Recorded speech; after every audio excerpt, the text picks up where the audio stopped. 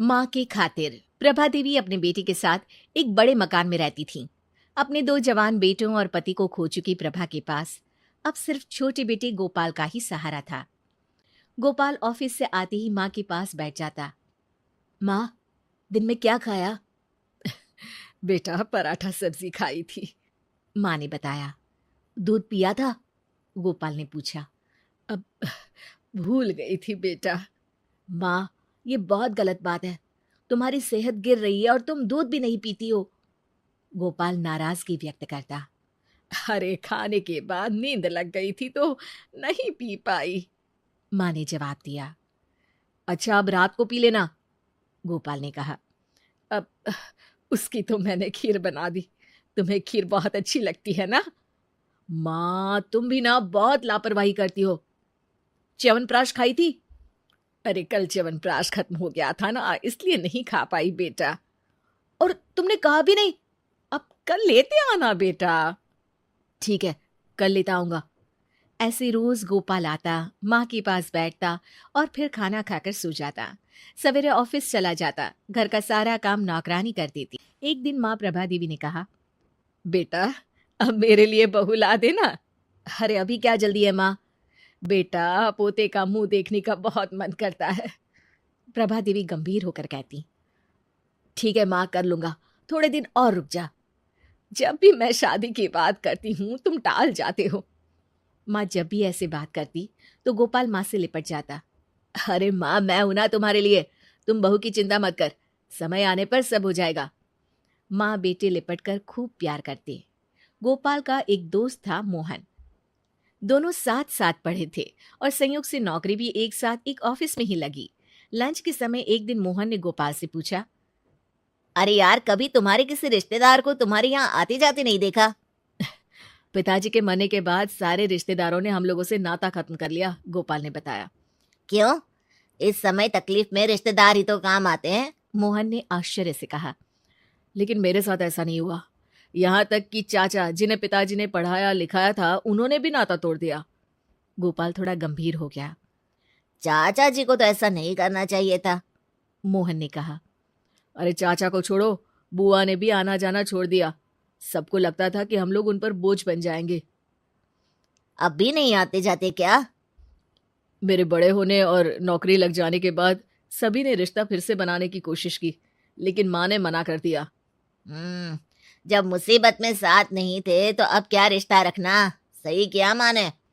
कुछ दिन बाद गोपाल ने मोहन से कहा, यार मोहन, तुम अकेले रहते हो एक कमरे में, हमारे यहाँ क्यों नहीं आ जाते, दोनों साथ रहेंगे। मोहन की बहुत ना नुकुर करने के बाद गोपाल ने मोहन को अपने घर में रहने के लिए राजी कर लिया और अब मोहन और गोपाल एक साथ रहने लगे। गोपाल की माँ को भी अच्छा लगने लगा। 3-4 महीने बाद एक दिन गोपाल ने माँ से कहा, माँ, मेरा 9 महीने के लिए चेन्नई ट्रांसफर हो गया है। अरे बेटा, तुम्हारे बिना मैं कैसे रह पाऊंगी। माँ, मोहन है और नौकरानी भी तो है, तुम्हें कोई तकलीफ नहीं होगी। फिर 10 महीने की ही तो बात है। बेटा ट्रांसफर रुक नहीं सकता क्या? माँ ने रोते हुए पूछा। नहीं माँ जी, वहां गोपाल के अलावा कोई नहीं जा सकता, क्योंकि वो काम सिर्फ गोपाल ही कर सकता है, मोहन ने माँ को बताया। ये सुनकर माँ रोने लगी थी। फिर एक दिन गोपाल चेन्नई चला गया।